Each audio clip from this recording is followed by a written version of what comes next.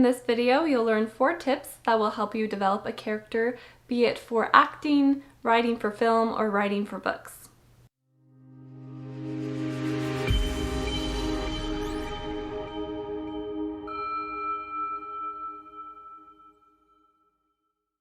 Hello, Kendra Joy here. If you're new here, welcome to the channel, and if you're not, I'm eating here. If you're new to the channel, welcome, and if you're not new to the channel, welcome back. In this video, I want to be talking about specific things I have learned from theater camp specifically that I attended, as well as through my own experience of developing characters, just things I've picked up on that have been very helpful. One of the most important things when it comes to developing a character is knowing the character. If you don't know your character like through and through, you're not going to be able to become them as an actor. You're not going to be able to write them as a character that the reader or the viewer can really understand.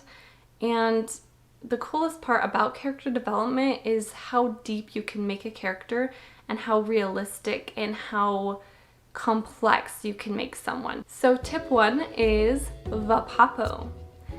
Vapapo is a very useful tool. I learned this in a theater camp. Vapapo stands for voice, attitude, posture, animal, prop, and obsession. So what you're going to want to do with this is write down Vapapo, write down the words on a piece of paper that Vapapo stands for, and then take each word and next to that word, write down what your character is like. So their voice, for instance, is it raspy?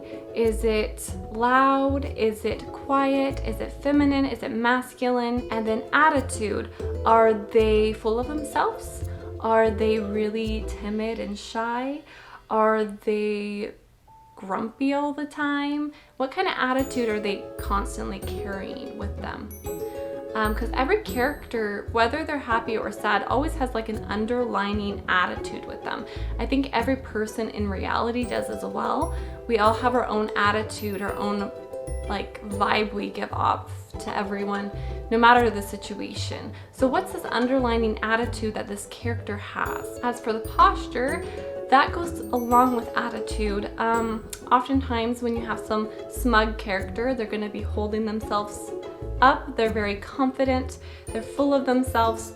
Whereas if you have a shy character, they might slump more, they might look down at the ground more. What kind of posture is this character holding as they are talking with people, as they're walking down a hallway?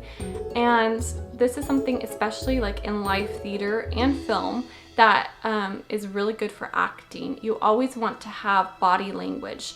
You always want to have a posture you're carrying for the character, and perhaps their posture changes. Maybe they become more confident, or maybe in some scenes of the film or the play or the book that they are feeling differently, whether it's more confident in certain areas as well as like maybe they're more shy in these other places. So like, how does their posture change, if it does? Or what is a posture they consistently hold? And when you write a character, you can put that into your writing as well as acting out a character. Animal, so what is their spirit animal? You know, what kind of animal would this character be? Would they be an elegant swan? Would they be a roaring lion? Would they be a very quiet, timid deer? Like, what kind of character, like what kind of animal could you put into this character? If they were not, you know, if it's a human character, if it wasn't human, how would they live in nature? What kind of animal would they best be like? Prop. So what prop does this character carry with them, either constantly or every so often? You know, is there something they're always holding or always having on or something like that? For instance, Harry Potter always has his wand with him because he's a wizard. So, or you know, you have Aragorn who always has a sword on him from Lord of the Rings. So does your character consistently hold something or constantly have something on them that is a big part part of their character. And if they don't have a prop they carry with them always, what would be something that they do carry with them always? I think it's often very interesting in books or films when the character's like always has a rat in their pocket or something, or they're constantly have some sort of strange thing they have with them. Or like Fragley from the Diary of a Wimpy Kids would have his like puppet thing. That would be his prop. And then obsession. So what is your character obsessed with? And this often can show their goal. So if they're obsessed with, for instance, like Jo March from Little Women is obsessed with her writing. She wants to become a famous author. And so her obsession drives her story and drives the goals she has in her life. So what does your character have that is an obsession? And really quick, I want to say, if you are playing an ensemble character, like in a theater production, you can definitely even do this with the character you have, because you can speak volumes with body language and facial expressions without even having any lines, and the audience can pick up on your character. So it's important in any character that you perform as, you're gonna want to definitely dig into Vapapo and really dissect your character and understand each piece of this character's personality. Next tip is the 3 Ps.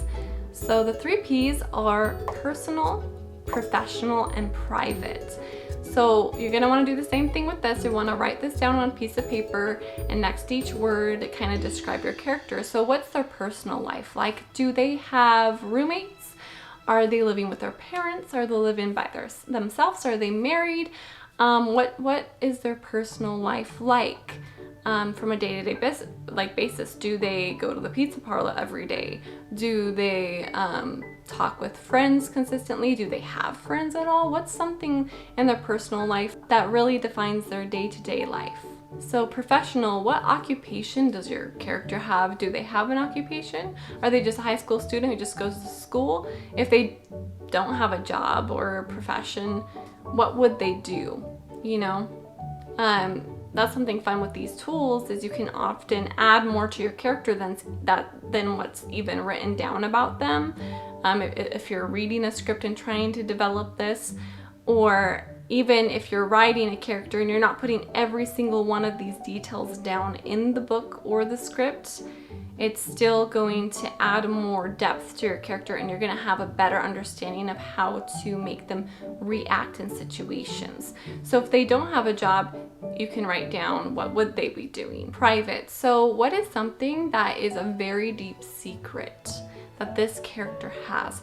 Whether it is maybe they have a very hard time at home, but they're not telling anyone that, or they have a deep dark secret that they don't want anyone to know.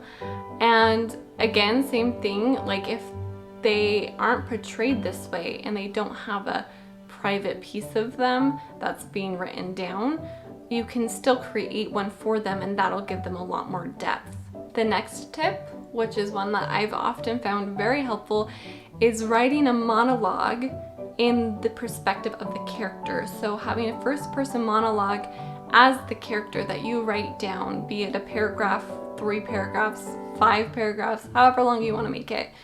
And often if you do the monologue about their upbringing or about their entire story, you know, from the beginning to the end of the book you're writing, or from the beginning to past the end of the play you're in, just kind of writing out their entire story, or at least the beginning of them, whatever their upbringing may be, and writing it out in a monologue form as if the character is telling you all about it.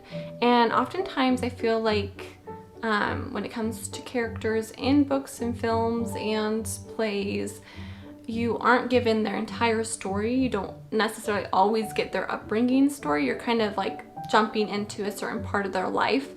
and you're trying to figure this character out, and sometimes you don't get to know a lot about their past. And so in those situations especially, it's really important to create a past for them and have them tell it, and so you can kind of understand better about where this character is coming from, why they have maybe specific strange things about them or specific things they like to do every day. And my last tip for you is interview. So something I love to do is kind of having an interview in my mind with the character and asking the character questions and kind of having the character answer the questions.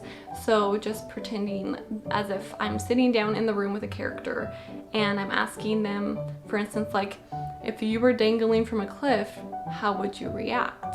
And depending on the character, either they would be like, I'd be screaming my head off and like terrified, or oh, I'd be like searching the rock to figure out how I could get back up there and like using my head and keeping my cool, you know, and all that stuff. Just depending on the character, their answer would be different. Or for instance, like, what's your biggest pet peeve? Like, is it people dipping pizza in ranch, which is really yummy, but some people don't like it, so I don't know. And if you do the 3 steps before this, and actually I would start out with the first 2 steps, the Vapapo and the 3 Ps, and then work your way to a monologue and interview, because you're going to know your character even better in order to write that monologue and in order to have that interview with the character. And you can write all of this down. That's what I love to do. I think writing down things actually makes you remember things about your character better, as well as laying out your thought process for your character. And there you have it, 4 tips to help you develop a character. I hope you found this helpful and useful, and if you enjoyed the information it gave you, please give this video a thumbs up. I will be sharing more as I continue to learn about character development, filmmaking, and I also will be sharing some short films that I will be making. So please don't forget to subscribe and click that bell notification so you can be notified when new videos come up. Thank you so much for watching, and I will see you in my next video. Bye!